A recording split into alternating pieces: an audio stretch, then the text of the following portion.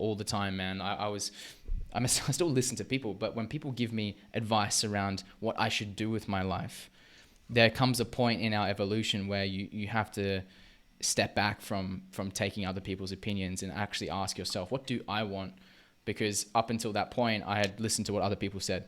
Do this, study that, apply for this job, go here, do that. And I was a great student, but I never really learned how to be a leader.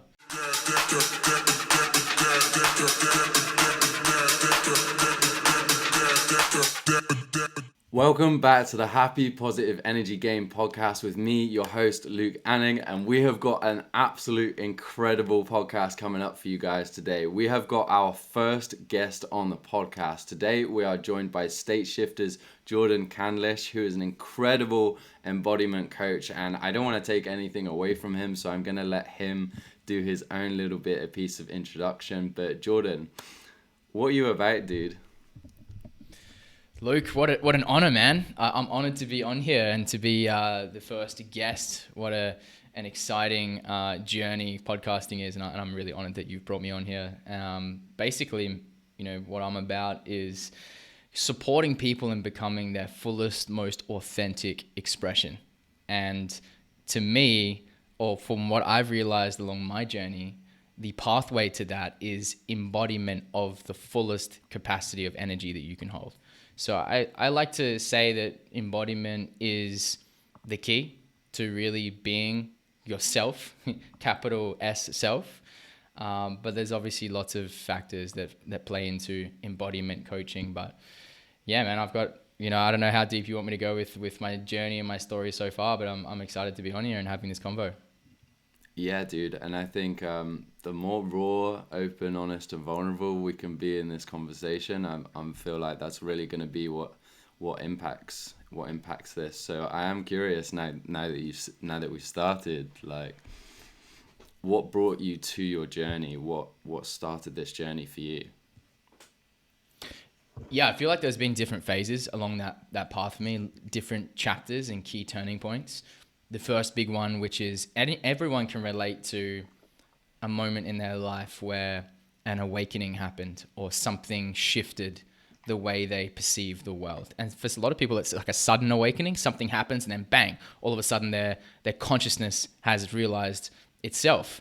For some people, it's like a gradual process. For me, it was a gradual process, but it started when I was about 18 and I had a really intense breakup. I had a really intense passionate relationship with my first girlfriend. And for those who have been in like intense love at a young age, it's hard to navigate because we're so immature, we're so unable to meet our own needs. Well, I wasn't at that time. And this intense breakup created pain, emotional pain in my life that I didn't know how to deal with. And fortunate enough for me, I was around the right people and in the right environment where I was given access to information that cracked me open instead of me going to alcohol, partying, taking drugs, which I still did, but I still got access to an opening inside of my mind, which allowed me to go deeper into my soul. Another fast forward 4 years later, I finished my accounting and finance degree at university and I started my first full-time job as an accountant working for Deloitte, which is an amazing company, one of the best accounting firms in the world. It was my dream job.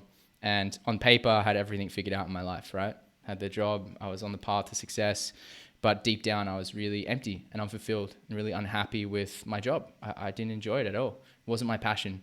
And that is really what started an inward process of trying to discover who I am, why I'm here, and what I actually want to do with my life. Because up until then, I'd realized I was living someone else's life, conditioning from my parents, from my friends, from school. I didn't really have any idea who I was. So that's when I started to look in and I started to practice things like yoga and meditation. At the time, I was playing semi-professional football out here and I was very passionate about health and fitness, but I didn't know how to connect with my emotions. I didn't know how to connect with my soul. And it was through going deep into meditation and yoga where I started to hear whispers from my soul. I started to get inclinings around what my soul or consciousness was trying to communicate to me. And it was like, you're not meant to be an accountant. You're not meant to be in an office. Finally gathered the courage to listen to that calling, and I quit my accounting job, flew out to Toronto, Canada, with no real plan of what I was going to do. I was just following my heart, and it was a decision from that point forward. I will always follow my heart and not my mind when it comes to what I'm going to do, the decisions that I make. And that journey took me into all kinds of amazing places, working at meditation studios, working at healing clinics, leading breathwork events, taking a bunch of plant medicine, doing all kinds of cool stuff, and ultimately bringing me to this place where I'm now a coach and helping support other people walking a similar path. So yeah, man, that's kind of the short end of it. But it's an ever evolving journey, as I'm sure you can relate, which is why it's always good to reflect on the story. Yeah, dude. And I think one of the parts of your story that definitely resonated hugely with me was that breakup, was that pain. I myself went through a couple intense relationships, to say the least, and that final one was the point where I was like, hey, like, I'm not gonna suffer, like, I'm not gonna do the drugs and stuff like I did last time. We're gonna make a shift in this place. And that was the self-growth warpath, as it were, that got marked at that point, like plant the flag, burn the boats, and Yes. let's help Luke type thing. So yeah, I definitely resonate with that hugely. And I'm just curious, like, how did you fall into embodiment over something else? Because oftentimes we, along this industry, find loads of people in different kind of facets. Like, obviously you had the health and fitness behind you, so that could have been a facet that you went into, but what really drew you to embodiment? It was the realization that all of our power as human beings, especially as men, actually, all of our power comes from the level of energy that we can hold in our nervous system, right? Like, the level of potency that we hold as a man comes down to how much energy we can have access to, how much presence we bring into any situation or relationship. And when I observed my life, I noticed that I was absent most of the time. I was living life predominantly through my head, thinking all the time. And I lacked a level of presence in the things that I did, which impacted the quality of the things that I did. So I came to the understanding that everything that I wanted was inside of me already, in the form of an energy, frequency, or a vibration. And I just needed to learn how to tap into that energy that I wanted to feel. And the minute I started to do that, the minute I started to go inward and really look at what was getting in my way, what were the patterns, the addictions, and the coping mechanisms that were getting in my way of me having a higher level of energy, I then noticed when I shifted my energy, the way that I relate to everything started to change. The way I relate to money, the way I relate to my girlfriend, the way I relate to food, the way I relate to work. Everything started to change. So I make it number one priority at all times to manage my energy, to manage the level of embodiment that I have, to make sure that I'm living from my heart and not my head. The minute I'm in my head and I'm overthinking everything, life becomes an uphill battle, as I'm sure people listening can relate. When you're in flow and you're in your body and you're living in the present moment and you're just moving with what feels good, you can achieve and create things with like effortless ease through what I've seen in my own life. So embodiment for me is just like coming full circle to the fact that you already have everything. It's already inside of you, and it's just about learning how to tap into it. Yeah, I feel that. And I think one of the things that connected me with you, I think, is your deep understanding of the things that held you back, for sure. Because I remember when I first touched base with your content, and if you haven't seen Jordan's content, go check it out. It's awesome. I think you've got like 190k followers on TikTok, and then almost 30k on Instagram. And Jordan has this really unique ability which I really look up to. Tried the coffee once, but I was like, you know what, this just isn't my jam. You'll find your Jordan thing. has these amazing TikToks, and I'm just curious, dude, if you can share with the audience what type of thing that is. Like, I noticed, like, particularly with showing up how men's struggles come up. Like, for me, I was like, wow, I can see so much of my past in this. But are you able to tell me a little bit more about that?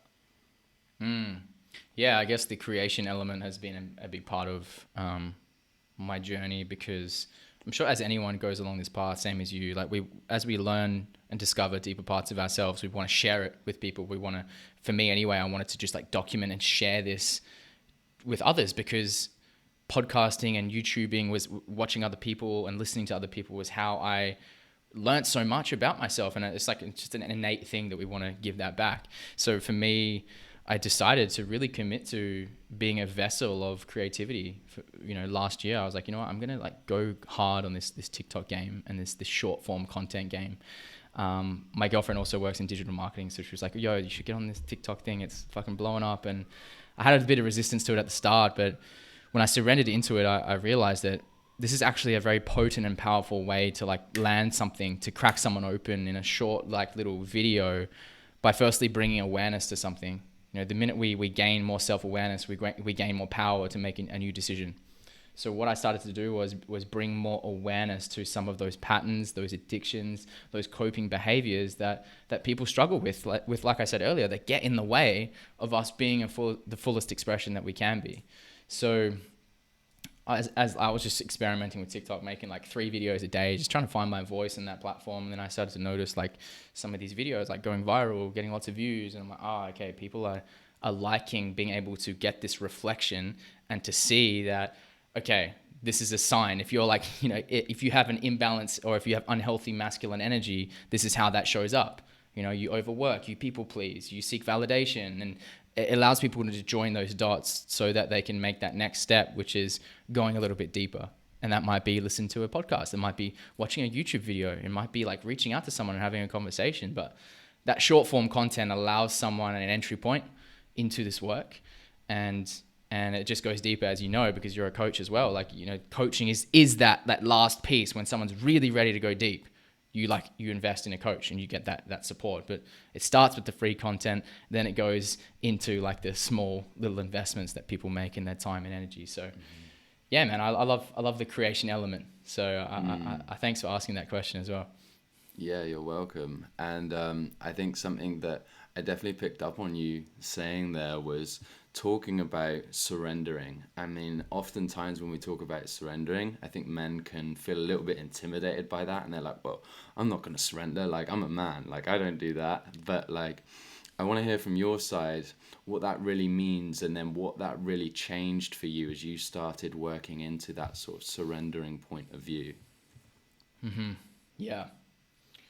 Surrender, is like a word that we hear a lot in personal development and spiritual context. When you really understand how to surrender into life or to surrender into yourself, it completely transforms how you operate in the world. I used to be someone who operated in the world with like a lot of force, a lot of effort. I would fucking kill myself at the gym. I'd train like an animal. I'd cut back on sleep. I'd fast all day. I would like be trying to force everything in my life. And surrender for me is about listening to your body. It's listening to what cycle or what season your body's in. It's about listening to what the universe or your soul is trying to communicate to you. And then surrendering into that whisper or that kind of communication that you're receiving.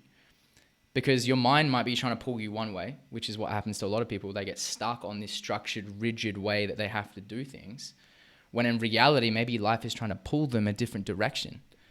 And if you can learn to listen to that and then surrender into this path to be like, okay, all right, I don't want to be here right now. My soul is calling me to travel over here. Can I surrender into that and go in that direction and listen to that calling? That's one example of a macro way of surrendering into a larger plan. A micro way might just be surrendering into the fact that your body wants to sleep today and it doesn't want to go to the gym. There's so many subtle ways in which we can surrender into what's true for us, and what's true for us is always what we feel. So that's how I would define that. Do you have anything that you would add to that from your definition of surrender? Yeah, for sure. So I definitely feel about the micro and the macro side of things, and I think very much in the personal development side of things, we're focused on growth. And the challenging thing with growth is you have to be comfortable surrendering to that process. There's a point in time where that doing is going to get blockaded. Don't get me wrong.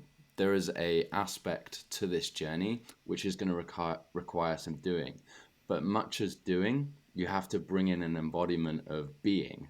And that being person is going to be the person who's open and surrendering in that process to something. And Mm. it's interesting, I was going through a shift myself over these past weeks as we step forward. And to touch base with you guys, what that looks like is oftentimes with a money mindset perspective, such as myself, when you have come from a scarcity and poverty mindset, which would be money doesn't grow on trees, you can't do that, more time equals more money, you have to work really hard for money.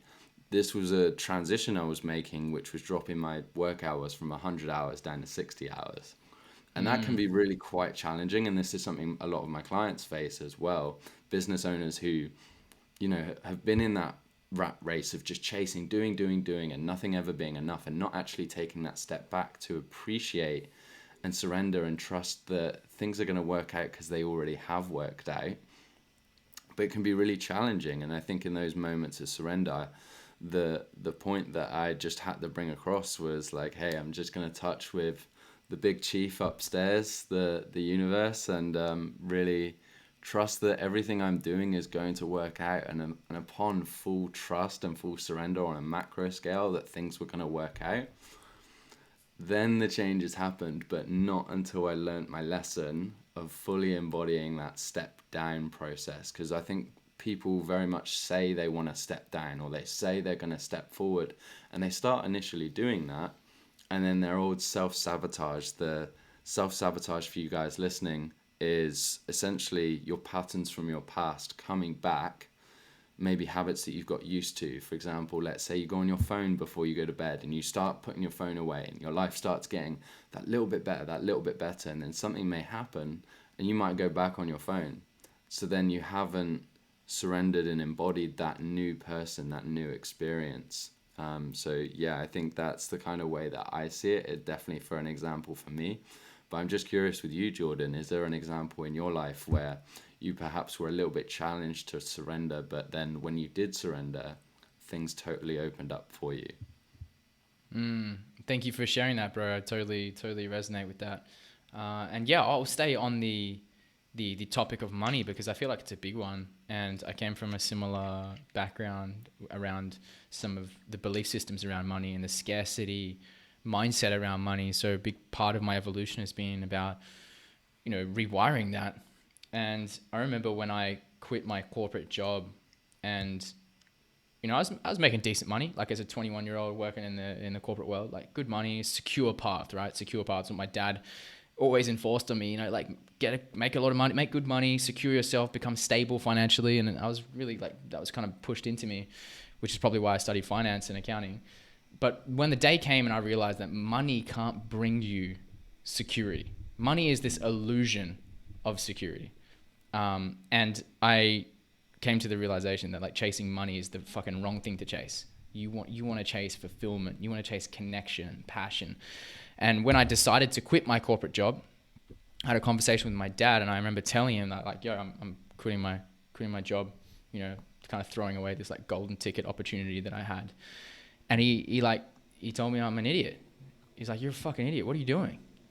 Don't be a fucking idiot. Don't throw this opportunity away. You don't know what you're gonna do now. And I was like, Dad, you just gotta just trust me on this one. I know this feeling. I know I'm trusting this feeling in my body. This is the path I'm meant to go. He didn't understand it at the time, but I surrendered into the fact that life would look after me if I followed that feeling. And I flew out to Canada. I surrendered into the fact that money would always take care of me. Like I would always find a way to make money. And I did.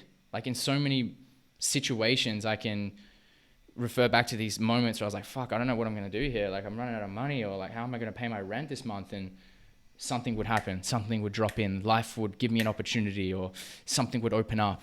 And the more you practice surrendering into life or the universe, the stronger your belief in it becomes. And you can just make bigger and bigger decisions with that belief. So yeah, man, the money's a big one. So I'm glad you mentioned that. What a beautiful share. Thank you so much for sharing that and being vulnerable. And if you don't mind, like I definitely think a lot of people resonate with that, hugely, myself included, of where you're in that decent job, or you're in that perspective that is the safe zone, where that's what you're supposed to do. You're meant to get a good job, and you're meant to like raise a family, and then that's meant to be life, and that's what's meant to make you happy. But then oftentimes I find a lot of people live their life based on the social constructs of other people that they've had instilled into them. So it's all based around a sort of attachment of your own identity and ego to, oh yeah, I'm an accountant, or oh yeah, like I'm a construction worker, or same for me when I was bodybuilding, like oh yeah, I'm bodybuilding, but actually wasn't really enjoying it, was just doing it because that was what I thought I was supposed to do in order to feel love at that time. But I'm just curious if you're able to talk through some of those feelings that came up for you and how you overcame them with that thing coming up with your dad. Because I know for me, when I went to Mexico for a business mastermind, like during COVID, and we were talking about this earlier, was at the time I had to pull 3 credit cards out to make it happen as well. At the time I was fully trusting myself, so I was just like, okay, cool, pull it out, I'll pull it out, I'll pull it out. I had no issues. But my parents were saying at the time, like, you're an idiot, like you're not going to do that, it's COVID, like you can't do that. So I'm curious for you, in those moments of where your dad was like, you know, you're a fucking idiot, like what feelings were you going through, and then how did you manage to keep moving forwards regardless? Yeah, but I respect how you put things on credit when you knew you had to walk a path, because that's a big element of it. We have to be willing to take risks, and that is a part of was a part of my journey as well. It was like taking a risk, and with the feelings that came up around my dad, it was more the fact that I was already certain within myself around what decision I needed to make. And it was up until that, you know, we have to get to a point where we detach ourselves from thinking anyone outside of us knows what's best for us. I used to fucking listen to people all the time, man. I still listen to people, but when people give me advice around what I should do with my life, there comes a point in our evolution where you have to step back from taking other people's opinions and actually ask yourself, what do I want? Because up until that point, I had listened to what other people said. Do this, study that, apply for this job, go here, do that. And I was a great student, but I never really learned how to be a leader. So yeah, I just got to the point where I knew within myself what was my truth. And my dad could have said anything, but it wouldn't have really changed my mind. So yeah, can you relate to something like that as well? Hugely on all levels. I think that's the reason why I stayed at university. I was very much attached at university to, you know, it was really beautiful because I was doing wildlife conservation at the time, and everyone was like, oh, that's so cool, it's not like the typical degree, like you must be so happy. And that was always like, yeah, like it's all right. But I think it was that attachment of saying, like at 15, 16, I was very blessed with the opportunity of going to Ecuador. My uncle, he is like a master's of conservation, and we did a load of work in the rainforest. Absolutely incredible experience. But, you know, I was attached to this ideology that was what I was going to do. That was what I'd already told everyone I was going to do, so I was going to do that. And then as I started working through my studies and stuff, and they were pushing you towards a researcher-based person, which I think there's a book called Rocket Fuel, which if you guys haven't read it, I recommend it. And it basically places people into 2 places. So you're a visionary or you're an integrator. And a visionary is somebody who has this huge arcing wild dream and creates a lot of things. It's a very creative person, but sometimes struggles to get those sort of admin-y tasks out of the way, those sort of goal-based, task-based ones out of the way. And then you've got the integrator side of things, where they're actually very good at doing the goal-based, task-based things. They're the underpinnings to the business. So for example, Walt Disney actually had a brother, I can't remember his name, it slips my head now, but Walt Disney was the visionary. Then the integrator was his older brother, who actually did all the back end. And without the 2, you can't make it work. But the problem is, as I moved into university, and what I found a lot with school systems, is they're teaching everybody to be an integrator. everybody is a task-based person that has to be able to do things for other companies, and it really stems and takes away from your creativity. And being a creative person myself, I remember when we were writing out our dissertations, and the lecturer was like, hey, like, so you guys are really going to be doing this because this is what you're going to be doing when you're a researcher. And I was like, I don't want to be a researcher. I was like, I want to be on the face of it. Like, I did wildlife conservation because I wanted to be like on TV and like in the face of everyone. And lo and behold, like part of my vision is doing that now. But I think definitely I relate to a lot of it. But then I think it all stems from a childhood perspective of, again, this is what you're supposed to do, and then finding that trust within myself to actually follow my journey. I think it really took that detachment after that relationship, because after the relationship where I had the breakup, I was following in with what she wanted to do, but because I had nothing against her, she had aspects and dreams for herself, but I had none. So I was just following. So then when Right. we broke up, I was like, well, I don't really know what I'm doing. I'm bodybuilding at the moment, so maybe I just get a fitness coach, commit to one goal, and we'll see what goes on from there. And then, as you guys know that listen to the podcast on the regular, 3 weeks on from that, I'd quit my job and went to work in music events. And then during COVID, that transitioned into me coaching as well, since music events and COVID didn't go down too well. What a But journey, bro. Like, yeah, how did you find that transition for you now that you have moved into the coaching space? Like running your own business, how are you managing that transition? yeah, challenging initially, and I think a lot of people when they start their own business, they think that it's going to be the most perfect thing and everything's going to work out. And I remember when I first started my business, and I was initially fitness coaching, and we had like 8 clients straight away, straight off the bat. I was like, this is awesome. And then with COVID and a lack of my coaching and business knowledge, like the third lockdown in the UK really crushed a lot of people. It crushed me as well. We did the first lockdown, we did the second lockdown, the third lockdown, and a lot of people I speak to whose mental health problems come up are related around COVID and got triggered around COVID. So I think Mm. that's definitely something to bring into awareness of this podcast as well. But second of all,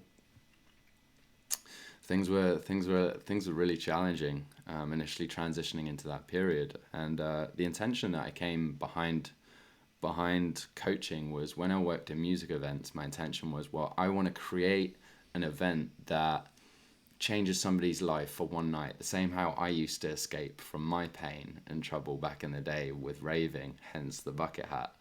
But when I transitioned, I had that spiritual awakening, and you guys might recognize this. For me, I've had sort of periods where this happens, and I had a panic attack.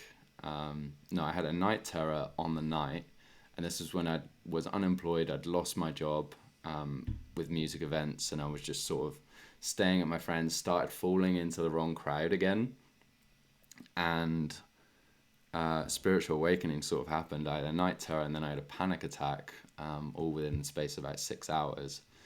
And after the panic attack, I was just sat there, like in that sort of daze that you get, that real space out daze. And I just had this thought, well, why would I change somebody's life for one night when I can change their entire life? And that was how I fell into coaching. And yeah, it's been a beautiful journey, that's for sure. So thank you for asking that, Jordan. I'm curious, Jordan. So I know Jordan is we touched base with him developing a really awesome program at the moment for helping men, especially if I'm right, become more conscious. But Jordan, are you open to talking a little bit more about that and sort of the mission behind it? Yeah, for sure, man. And thanks for sharing your story. It's powerful. The I guess the call to want to serve more men has arisen for me. I've noticed recently that all the clients that I work with all seem to be men. I seem to be working mainly with men now, and I'm noticing patterns. I'm noticing similarities. I'm noticing common struggles that us fellow men are going through on our path to becoming more embodied. And I'm noticing there's just a lack of guidance, a lack of community There's a lack of mentorship for men, especially. And men often struggle with putting their hand up and saying, yeah, like I need some support. Like I can't do this on my own.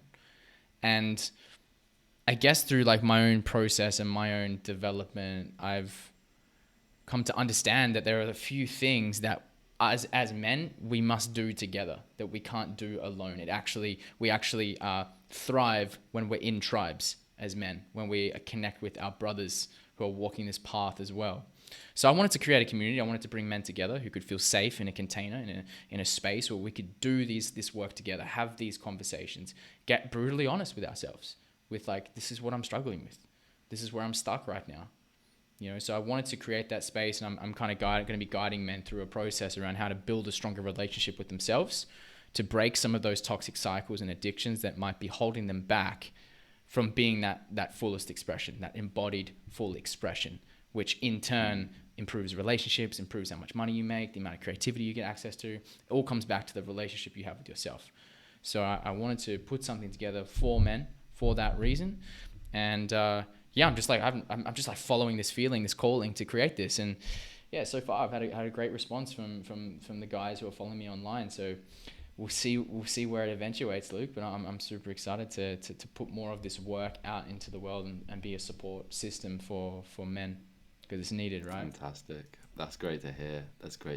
And without taking too much away from your program, I'm just curious if you're able to share a little bit of light into why you think that so many men have these patterns. I mean, myself, when I went to a mental health walk a few weeks back, we're looking to shift that up, and it's like a free thing. It's by a group called the Mountain Men. My friend Dom runs it, and it's an incredible space to just allow men to talk as well. But I'm just curious for you, what have you found? Like, what is that why? Why are men in that place, do you feel? It's because we've been mishandled, misguided growing up. Unfortunately, our parents did the best they could in the circumstances that they had at that time. And unfortunately for us, it resulted in parents who were absent, parents who weren't embodied, parents who didn't know how to be there for us when we really needed it. And I'm very grateful for the fact that my parents provided for me, and my dad sacrificed a lot to give me a lot of opportunities in my lifetime that a lot of people don't get, actually. But unfortunately, he wasn't able to be in touch emotionally with what I truly needed in a father.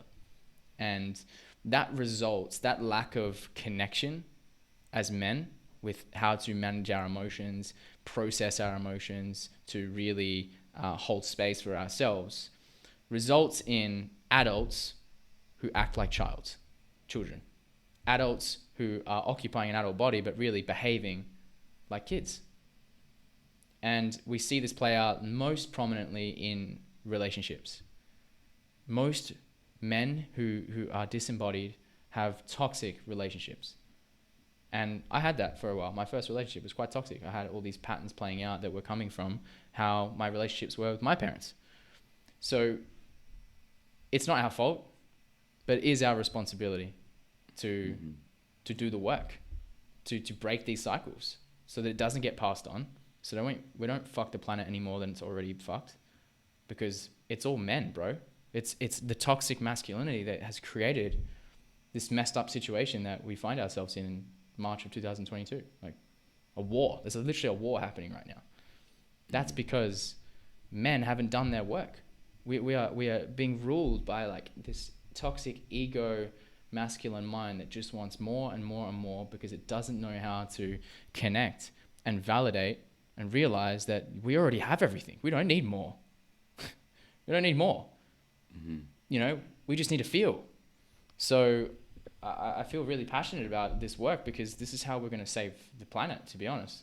It's plain and simple. We need to get in touch with our feminine qualities. We need to become more conscious in our masculine energy, and we need to be leaders for the new earth. Me and you, we are leaders for that. Anyone listening to this, we are leaders together. So yeah, man, it's really important that this work starts happening on a global level, and it's fucking awesome that you're in the UK and I'm in Australia, and we're having these conversations, same generation.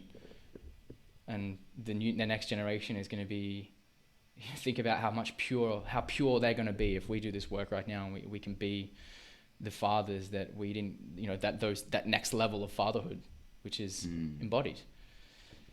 So yeah, man, I think that's a long-winded answer to what you asked, but yeah, dude, it's great to be having this convo with another man.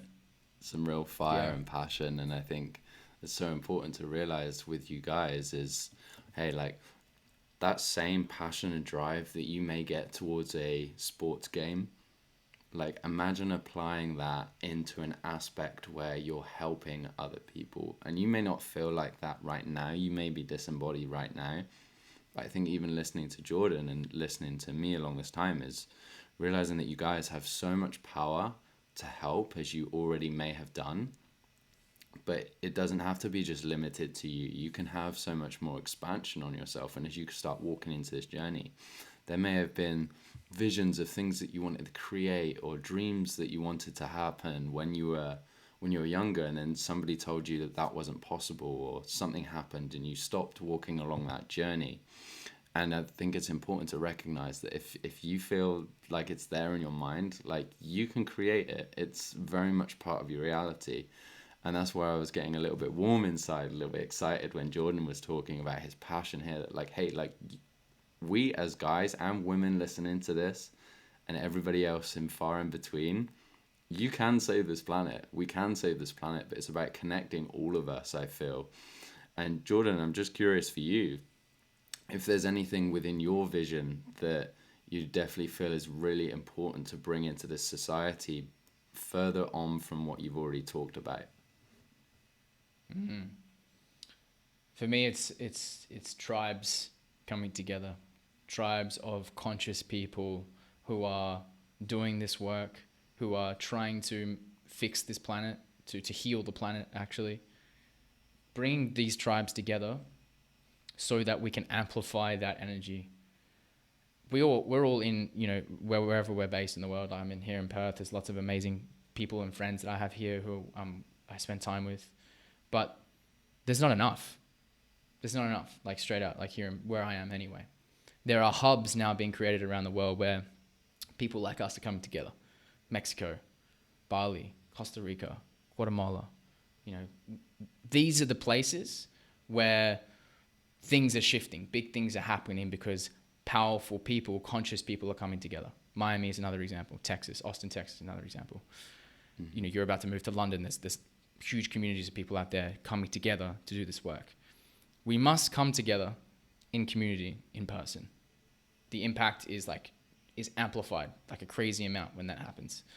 So my plan is to connect with a bigger tribe, to find out how that's going to look, to create it, to facilitate it, to own land somewhere so that where I can host events on my land, to maybe have a place in Bali where I can support and work with people in Bali as well. I just feel in a world where we've been forced to stay at home and people are so disconnected from their fellow beings, we need to rectify that, going forward.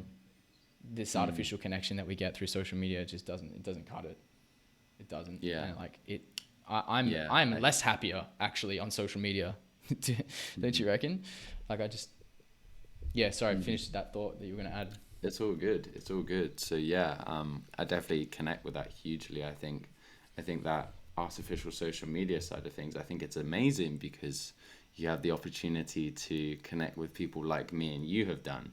But then at the same time, you can feel very, very alone when you're out of touch with the real world. And I think that's why it's so important. Jordan's creating a community for other men to be in that may be socially, but that's going to allow you guys to interconnect along that journey, I'm sure. And Jordan, I'm just curious, starting to wrap this up here, if people want to get in contact with you and they feel like maybe they're having some suppressed emotions or they're not fully feeling in or they maybe don't understand themselves, what's the best way to get in contact with you about moving forward with this process? I would say I try to be as responsive as I can on Instagram, but as of recently, since I've acquired more people following me, I've realized it's becoming a lot harder to respond to every DM. So I would say send me a message on Instagram if it's something that resonated with you on this podcast and you want to go deeper into this work, and I'll do my best to make sure I see it and get back to you. Otherwise, you can just click the link in my Instagram bio or my TikTok bio, and it will take you to all the ways in which I work with people and connect with people. One of them right now being this men's program that I'm starting. So there's an application form in there. If you feel like you want to, explore this a little bit further, then I would suggest applying, and I can have a look and connect with you from there. But yeah, man, so Instagram, TikTok, the main platforms, and yeah, I would love to connect with anyone who is on this path as well. So thank you, man. Appreciate it. Yeah, you're so welcome. And Jordan, just quickly so that people know, and I'll put it in the show notes as well for you guys, but if people are going to reach out, what is your Instagram and what is your TikTok, seeing as that's the two main ones? Yep. My Instagram is at State Shifters. That's STATE Shifters, SHIFTERS. And then on TikTok, it's Jordan Candlish 01. So yeah, I probably should have them the same name. It'd make life a bit easier, wouldn't it? But State Shifters is the one that I picked when I was at my corporate job. I was like, I'm going to make an Instagram and start sharing all this cool stuff that I'm doing. State Shifters, picked that brand, and now it's like 5 years later. It's it's in their name stuck. So yeah, man. 5 years, dude. That's a journey, that's for sure. So you're 23 now? I'm 27 now. Okay, yeah, no. I was picking up on the 18 side of things, that's why. Well, the journey started early, bro. It's like, like I said, when I was 18, it was like the opening, and then life happens in between where you walk down a path with the corporate stuff. I feel like I've lived a few lives in one at this point. So I'm fortunate that I've come to some of these realizations earlier in life rather than being like 40, having 2 kids, working as an accountant, going, fuck, I hate my life. How am I gonna get out of this, So yeah, I'm grateful for this path. Yeah, I feel that. And I think what's important to fill into what Jordan just said is like, hey, even if you are 40, 50, 60, 70, 80, you can change. It doesn't stop just because you're at a certain age. And actually one of the things that keeps you going and growing, and we touch base with another episode on, is like, if you keep growing, you'll keep living. Whereas if you stop, that's where soulfully you start dying and your body starts breaking down. So if you guys are really interested in Jordan's program, definitely touch base with him. He's an awesome dude. He has so much to give beyond what we've just gone through in this podcast. But with that said, with everybody that's listening, like, keep being the badasses that you are. Keep showing up as the best versions of yourself. Keep changing yourselves. And with that said, we hope you all have an awesome day.